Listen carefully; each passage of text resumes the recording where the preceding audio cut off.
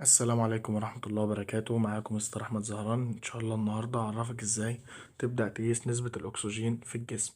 الجهاز اللي بنقيس بيه اسمه بالس أوكسيمتر. الجهاز ده هنعرف إزاي بنقيس بيه الأكسجين، وهنعرف برضو الأعراض اللي بتظهر أما نسبة الأكسجين تقل. قبل ما نبدأ اعمل اشتراك للقناة وفعل زر الجرس واعمل لايك. يلا بينا نبدأ الفيديو. السؤال الأهم دلوقتي، امتى اصلا ابدا اقيس الاكسجين ده؟ فكرت معايا؟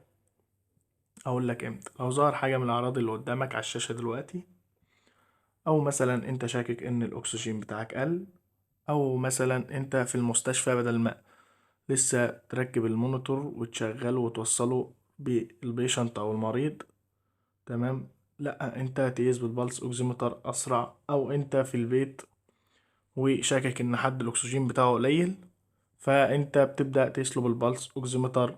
وبرضه ايام كوفيد 19. وبكده نكون عرفنا ده بايه بقى النورمال رينج بتاعه، او المعدل الطبيعي بتاع ساتوريشن او الاس بي او 2 اللي هو بيقيسه. النورمال رينج من 95 ل100، وممكن يبقى 94، بس نقل عن كده لازم يروح للطبيب. نيجي لأهم خطوة اللي الكل مستنيها في الفيديو، ازاي أبدأ أقيس الساتوريشن أو نسبة الأكسجين في الجسم. هنمشي أو نمر بأربع خطوات. أول خطوة اللي أنت بتبدأ تطلع الجهاز وتبدأ تفتحه زي ما هو عندك بالشكل كده في الصورة. بعد كده تبدأ تحطه في صوبع المريض.